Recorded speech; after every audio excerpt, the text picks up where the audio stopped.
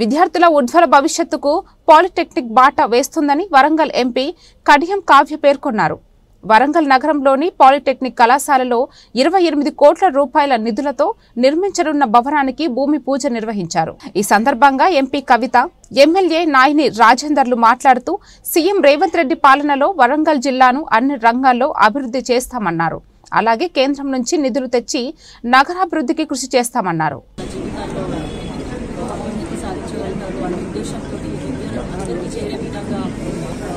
జీవితకాలం కృషి చేసినటువంటి మన జ్యోతిబా ఫూలే గారి జయంతి సందర్భంగా అందరికీ శుభాకాంక్షలు. అట్లాంటి మంచి రోజు నాడు మన ప్రభుత్వ పాలిటెక్నిక్ కళాశాల భూమి పూజ జరగడం, అదేవిధంగా మన ఎమ్మెల్యే గారి కృషి వల్ల 22 కోట్ల నిధులు మంజూరు చేయించుకొని సీఎం రేవంత్ రెడ్డి గారు నిన్న ఏదైతే తను యంగ్ ఇండియాకి బ్రాండ్ అంబాసిడర్ అని అన్నారో అది అక్షరాల్లో నిజం చేస్తూ ప్రతి చోట విద్యకి చాలా విలువనిస్తూ, అదేవిధంగా మన యంగ్ ఇండియా ఇంటిగ్రేటెడ్ స్టూడెంట్స్కి కూడా ఒక్కొక్క దానికి 200 కోట్లు ఇస్తూ 55 నియోజకవర్గాలలో ఈ స్కూల్స్ని స్థాపించడం జరుగుతుంది.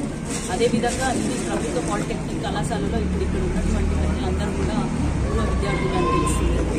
అందరి కృషి వల్ల ఇప్పుడు ఇంతమంది ఇక్కడ ఉండడము, 2 ఎమ్మెల్యేలు, నేను కూడా చైర్మన్ గారు, ఎమ్మెల్సీ గారు, కళాశాల ప్రెసిడెంట్, మా అందరిది ఏంటంటే టీం వర్క్.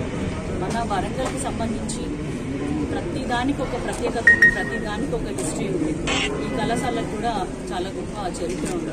అదేవిధంగా వరంగల్కి సంబంధించి ఏ అభివృద్ధి కార్యక్రమమైన మన హన్మకొండ పాలిటెక్నిక్ బిల్డింగ్ని రీకన్స్ట్రక్ట్ చేయడానికి అలా ప్రారంభించడం ఎంతో చాలా సంతోషంగా ఉన్నది.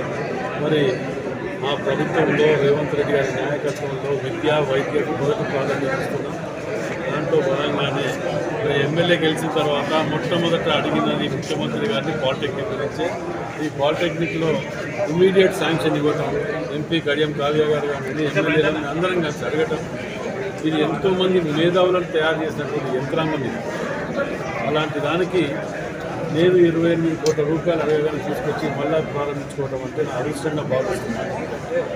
ఎందుకంటే 1955లో జవహర్లాల్ నెహ్రూ గారు ఇక్కడ దీనికి రావటం, ప్రారంభించడం, ఆర్ఈసీని ప్రారంభించడం, అలాంటి పెద్ద పెద్ద వాళ్ళు చేసినటువంటి దానికి నాకు ఇవాళ అవకాశం రావడం అంటే నిజంగా నా అదృష్టం.